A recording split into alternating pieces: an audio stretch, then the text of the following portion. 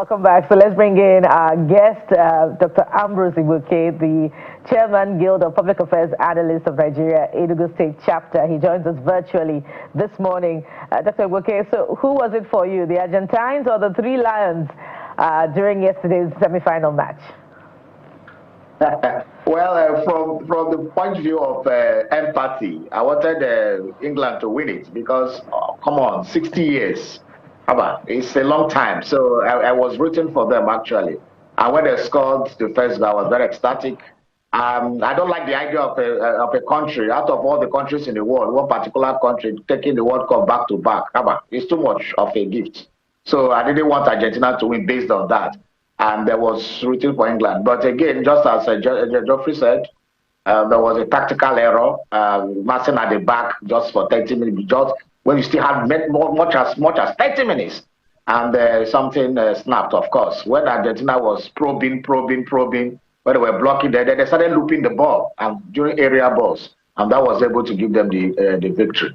It's a shame that England didn't have good tactics. All right.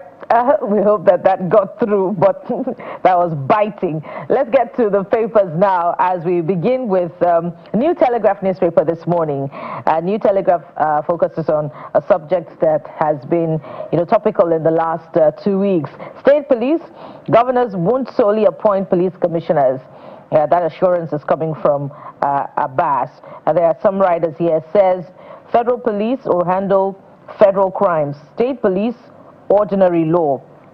Bamidele pushes for first-line charge funding, warns against abuse, says financial autonomy key to insulating state police from interference. Is there anything new that has, come through from this particular round of the conversation that we haven't heard before? And against that backdrop, what should we be emphasizing as this gradually becomes a reality?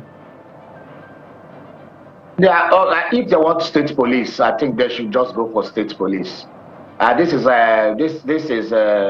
not convenient for me to say that governors should not be solely responsible. If they still want to maintain the federal police structure where the president appoints the IG, and by extension the commissioners of police through the IG, they should maintain it and not waste our time. But if there is going to be state police, the state governor should be fully responsible for appointing his commissioner, so that he can be fully responsible for giving directives, fully responsible for the security in the state, being responsible for the success, and being responsible for the failures of security in the state. The federal police, I don't know why we are talking about state police, and some people are still trying to ensure that federal police is in control of the state police somehow. It shouldn't be.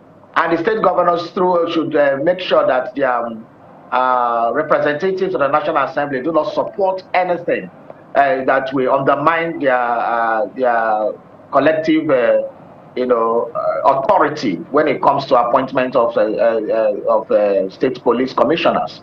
The federal police should maintain federal crimes, as they have said, and then if you are saying that the federal government should have will also be part of appointing the state commissioners of police, this federal government are they going to be part of funding of state police?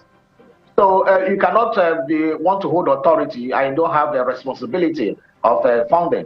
So I think we should not confuse ourselves. The NGF, the Nigeria Governors Forum, should make decisive statements and urge their representatives across the state to reject the idea that the federal government should still have a hand in appointment of a state police commissioner. That will make a nonsense of the whole thing we are trying to get done in terms of state police. So as it stands, state governors should appoint state commissioners of police. Federal should restrict their job to the federal. They should not put their hands in terms of trying to appoint state commissioners of police. Otherwise, we'll go back to where we originally were, so that we don't just have motion and don't have movement. Well, it will be interesting to see, Dr. Igboke, how the coming weeks and months will play out in terms of this state policing. Because, yesterday we got the reports that the House of Reps had adopted the proposal by Mr. President. We are yet to see perhaps what the differences are in that proposal between what Mr. President is suggesting or proposing and what the House of Reps is also proposing. But let's take a look at this Nigeria this morning. Dr. Igboke leads with something else. Malami loses 48 out of 57 properties to federal government. A court grants final forfeiture in EFCC suit, finds 212 billion naira assets illegally acquired. Just how has the mighty fallen, Dr. Bouquet? Well, not how the mighty, what came to my mind was not how the mighty has fallen, is how deep we have been entrenched, how in corruption, how far down we are falling in ethical behavior in countries among public office holders. For a senior advocate of Nigeria, a lawyer for that matter, and the Attorney General of the country to have this kind of baggage. He was not even afraid. I was as a sitting governor, as a sitting minister of the Federal Republic. He just engaged in this wanton looting. I don't know where these people think. Of the Guardian newspaper as well, I'd like us to begin from. Senate rejects PFIPC probe as Atiku slams FG over 6.44 billion World Cup budget. Bottom left of the Guardian newspaper, Senate rejects PFIPC probe as Atiku slams FG over 6.44 billion World Cup budget. So we may not be at the World Cup, Dr. Bouquet, but guess what? The government deemed it fit for us to have a budget of 6.44 billion naira. Let me make an excuse for the government. By the time the budget was still being prepared, maybe early last year or middle of last year, we were still playing the qualification matches round.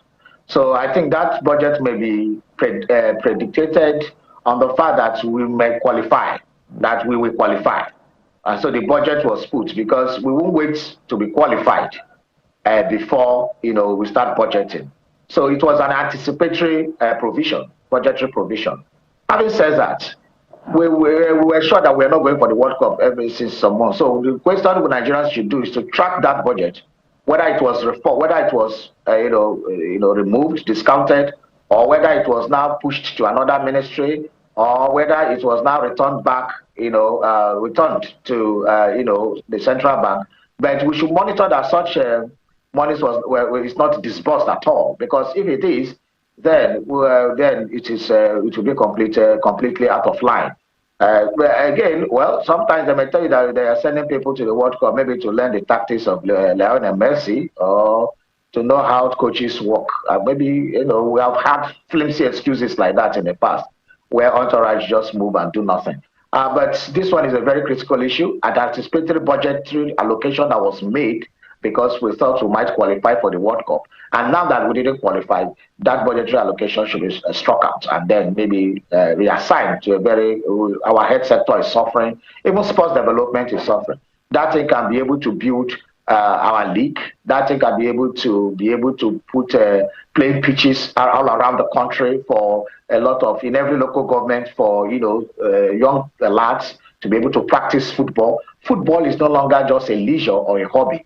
The football is now an international business where a lot of forex come into the countries. So we should treat football as a business and be able to have homegrown football, just like many countries all over the world.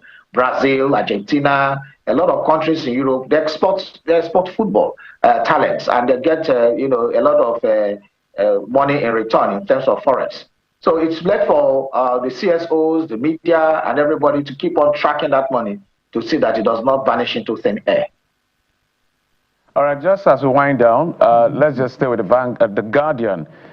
You just speak to that particular main story on the Guardian newspaper. Nomination of candidates roll over INEC's deadline compliance as parties seek further extension. What do you make of it?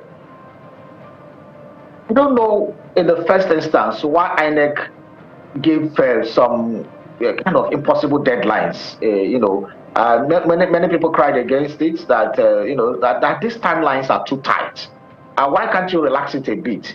And INEC was hell bent, making political parties run helter skelter. But these things are supposed to take time. INEC, when you were sitting there, there was a lot of time. The National Assembly sat there. They didn't bring, out an electoral law that would guide the 2027 polls until this year.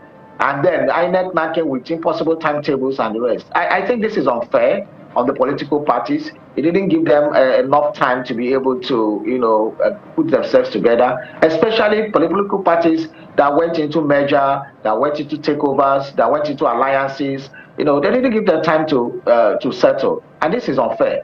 So INEC, with this kind of behavior, is showing that it's not hands-on, or it's not being pragmatic about its own directives and its own plans. They should, if it means to extend this, then extend it enough time to give the political parties enough time in accordance with the extant rules of the Electoral Act, and let them be able to have the opportunity to bring their candidates. This one will keep on, removing names from portal. You don't know which one will enter the portal. I don't know when last we had this kind of skirmishes where primaries are done, and then you wait for the National Working Committee to clear it, and then names of people who won at the local level are substituted. I can't seem to understand whether we're going around in circles indeed. Perhaps we should do a roll call of all the litigation cases that bother on political parties and find out where exactly we are as it relates to the 2027 elections. But that would be a fine place to anchor, Dr. Igboke. Dr. Ambrose Igboke is the Chairman, Guild of Public Affairs Analysts of Nigeria, Enugu State Chapter. Thank you for coming on the program. Thank you for having me on the show. Well, our outlook is more expansive today as we'll touch on the economy as well as, other issues. So stay with us. We'll be right back with our first conversation after this break. Join us again.